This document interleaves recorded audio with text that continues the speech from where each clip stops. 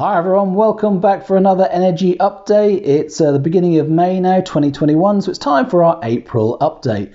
As always, I'd like to update you on the things that I observe, the things that I see as different from month to month, rather than just the statistics. So what has been going on here in Norfolk in the UK with our 6.3 kilowatt solar arrays? We've got two, one at 3.9 kilowatts, one at 2.4 kilowatts. And we've got a Givenergy home storage battery, 5.2 kilowatt hours, that I'm testing at the moment. We've also got some Myenergi products. We've got the Myenergi Zappi for charging my mini electric, and we've got the Myenergi Eddi device for heating our hot water with excess solar energy. Normally for heating the house and heating hot water, we have an oil boiler here, so we use kerosene, we use oil. The big differences that I've seen in April this year, well, there's probably just two things really to highlight and talk about. One is hot water. It's been the most we've put into the Myenergi Eddi device ever since I've had it, 160 kilowatt hours. That's nearly 30 kilowatt hours more than the highest month we've had previously. So why is that? Why have we got more hot water being heated than we had before? So is it just requiring more energy? Suddenly is the tank less efficient? Is the cold water that's coming into the tank colder than it normally is, and therefore it's taking more energy to heat it up to the temperature? I guess that might be the case for last year, because last February, March and April, it was extremely warm. We were into 20 plus degrees most days. Where now, February, March and April, it's been freezing cold. It's been the same sort of nasty cold weather of 1, 2, 3, 4, 5 degrees C all day and all night. You know, it hasn't gone above the early teens, even on the best days. So maybe that difference in temperature, the difference in weather has caused it. Or maybe it's just as simple as our teenager is using more hot water. I'm not quite sure what the reason is, but it's an observation that I'm going to keep my eye on. Will it go back down to more normal rates? The other thing that's worth mentioning is April this year has been really good. We've had a good amount of solar energy, which I'll update you on in a moment, and that's given us an excess. Now that excess this year we've used in heating the house. Now last year we didn't have to, as I said, it was really warm, so we didn't need the heating on. This year we would normally have had the heating on because it has been really, really cold. But so far I haven't. So I think for a lot of March and now all of April, we haven't had the heating on whatsoever. And the way we've been able to do that is to use these kwhs smart plugs from TP-Link, and they have been turning on and off oil-filled radiators and also an electric fan. Now I've bought a couple more of those plugs and an extra heater, and we're now heating more of the house with excess energy. So this has been a good month for running our house on just electricity and not using that oil boiler, the one that uses kerosene. And that's a big change for the month. It's made me feel that maybe I should do a test. Maybe I should wait for the winter that's to come from November onwards and try to not use our boiler throughout the winter and try just to use electric heating of these portable devices, these non-central heating devices, so individual devices in each room, to see what happens. And the only downside with trying that test will be the bathrooms, the wet rooms, because you're not allowed electrical power devices, sockets in those rooms. So keeping those rooms warm will be more of a challenge. But it's definitely made me think that might be a worthwhile test, because we have managed really well in really cold weather. And it's actually been quite good to have individual heaters in individual rooms, because we have been able to manage that heating better. Rather than heating the whole house as one to the same single temperature, we've been able to target the heat, target the energy to just the rooms that we want. That's got to be more efficient, hasn't it? When I'm warm enough and I don't need the heating on downstairs, but our daughter says I'm cold in my room upstairs, then it's nice to turn on one individual heater and use one small amount of energy to heat that room. So it is making me think about the future of what we're going to do with our heating system and how we're going to change from an oil boiler to using electricity. As I've mentioned before, I'm investigating an air source heat pump, but I'll also confess that we haven't had a quote yet, and that's a little too long now. So I'm not happy, I guess, but it's a little disappointing. But, you know, sometimes these things are meant to happen, aren't they? So maybe I wasn't meant to go for an air source heat pump straight away. I'm going to carry on looking. I'm hoping to get that quote at some point.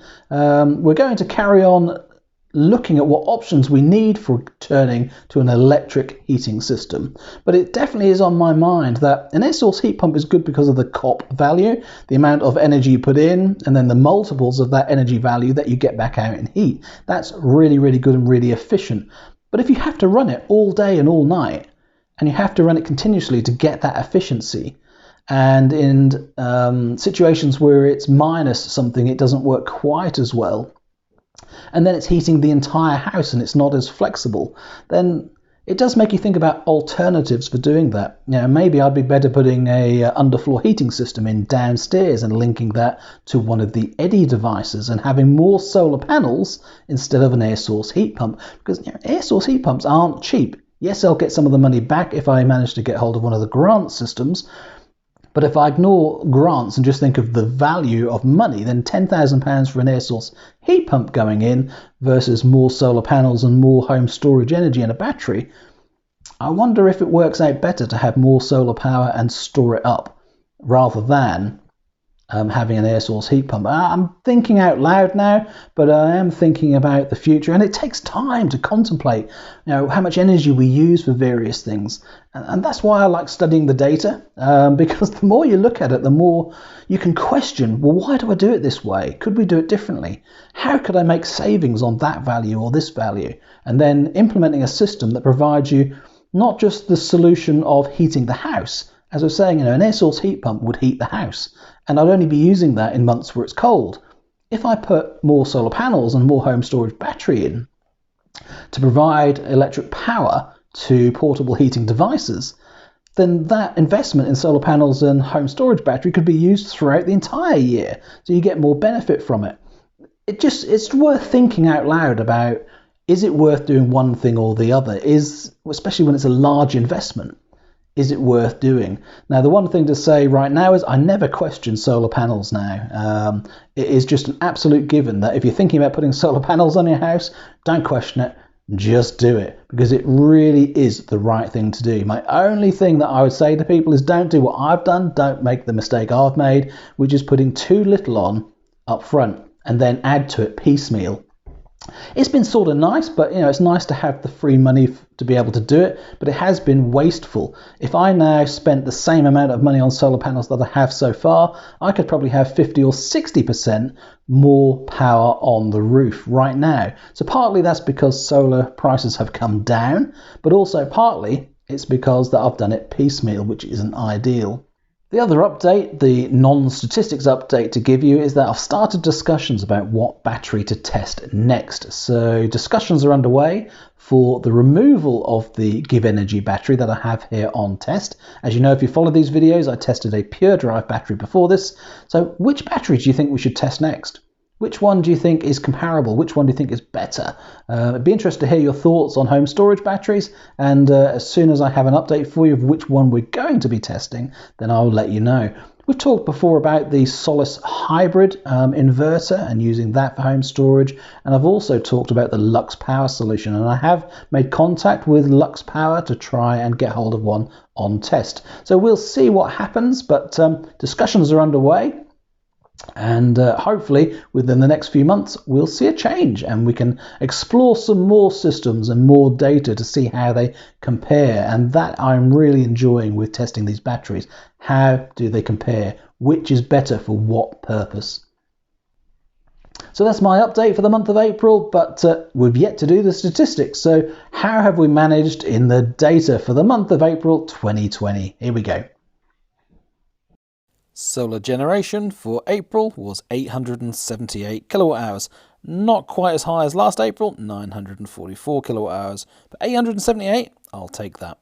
And that's made up of 551 kilowatt hours from our 3.9 kilowatt array and 317 kilowatt hours from our 2.4 kilowatt Solaredge array. And doing the math, that's 10 kilowatt hours out. So why is that? Well, on the 20th of April, Solis reported 14.6 kilowatt hours, but in fact, that day was a really good day and we generated 24.6 kilowatt hours. Really not sure why that is, but I've catered for the 10 kilowatt hour discrepancy. So looking at just the Solis array, 3.9 kilowatts, 551 kilowatt hours, was better than 2019, which was only 513 kilowatt hours, but not so good as 2020, 603 kilowatt hours. So it sits midway between the two. There's definitely variety during the month. The lowest generation day was on the 2nd of April, 5.6 kilowatt hours, and the highest was on the 23rd of April, 28.5 kilowatt hours.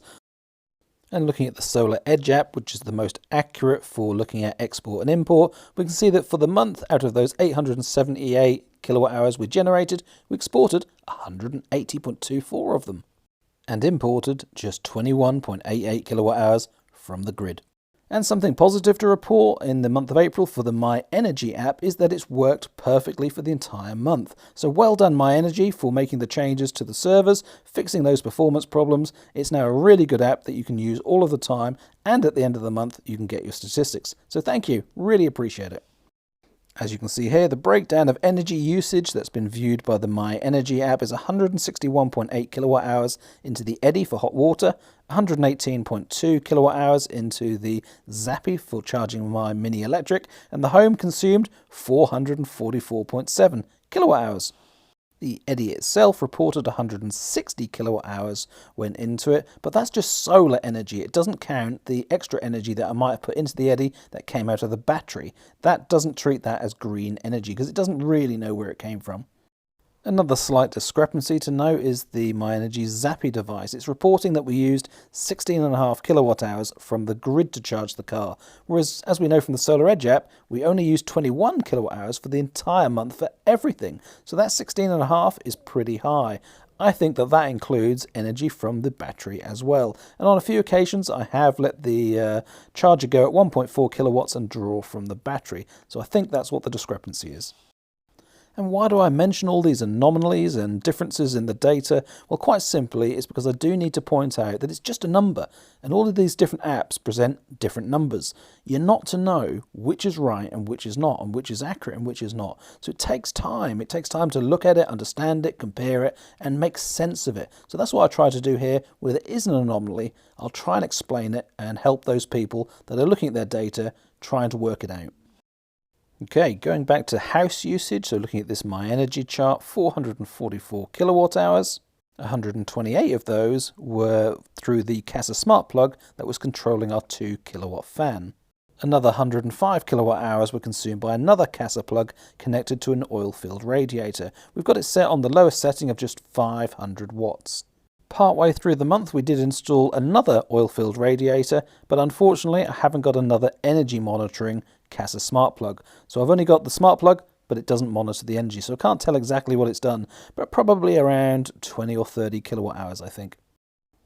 Maybe I should swap it over with this smart plug, the one with energy monitoring that's monitoring our TV setup. And as you can see here, total for the month, 30 days, 17.8 kilowatt hours went into our TV, soundbar, Humax DVR, subwoofer and internet connecting device. What I'd really like to do is have one of these smart energy monitoring devices connected to our oven and hob so we can see how much we're using for cooking. But I do have an energy smart monitor that I can plug in for our air fryer, so at least I'll be able to see how much energy we use for that. Okay, we're almost there on data. So one of the things missing from house usage that's included in the 444 is the amount of energy we've charged into the battery. Now, Givenergy have reported that we put 106 kilowatt hours into the battery and took out 86 kilowatt hours for the month. So that's again another 106 off the 444. And I think that leaves around 90-ish kilowatt hours unaccounted for. So again, more Casa spark plugs with energy monitoring, and I might find out where that energy is going. And some more positive news while we're on the subject of Givenergy battery. They've released a new version of their mobile phone app, and I've got to say it is miles better than their first attempt. Yes, it's still a beta release, but the functionality and the visual presentation, and especially this graph, is very good. Much more like it, and definitely on target for being one of the better systems out there. So let's hope we have more updates soon. Another good set of charts from the Givenergy system showing the overall picture for the month. If you look at the top graph, the blue one, that's solar generation. You can see that there's quite a lot of it and it's quite consistent, quite good on most days. If you then compare that to the bottom graph of the yellow, that shows exports. So you can see in the start of the month, we weren't exporting very much, but then from the middle onwards, we're exporting a lot more. So the sun and the solar generation were much improved. And the red chart in the middle, well, that's the amount of energy we've imported from the grid. So there was a couple of spikes in the beginning of the month, and that's when energy was really cheap with OCTOPUS Agile. But other than that, we've been importing hardly any all month. So the last thing to cover is the cost. The cost of the energy, those 21 kilowatt hours that we consumed in April. So if we just take a look back, December 2020, 165 kilowatt hours used, and we spent £15.22. January, we spent more. The Agile price was up £18.80 for less kilowatt hours, 102 kilowatt hours. And then February was £11.82, quite consistent, but reduced again, 83.55 kilowatt hours. So the number of kilowatt hours are coming down month by month.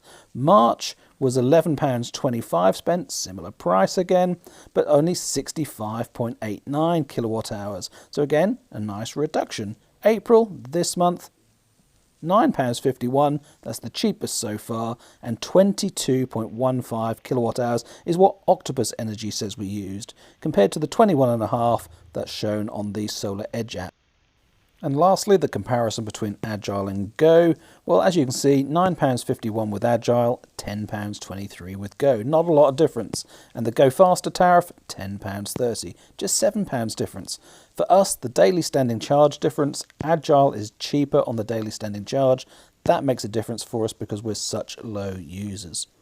I do also like to keep an eye on what the average prices are. So if I turn on the average values and then go back to the chart and have a look at what they are, what we can see is that the Agile average price was 14.5 pence per kilowatt hour and Go was 12.32 pence. So Go was cheaper on average, and the unit price that I used, I paid 16.22 pence on average per unit, where if I was on Go, I could have paid only 13.22. That sort of shows that the unit price is cheaper on Go, but because I'm a low user, I'm actually spending less money, so it makes sense for me. So I just wanted to show you that comparison as well and those average prices.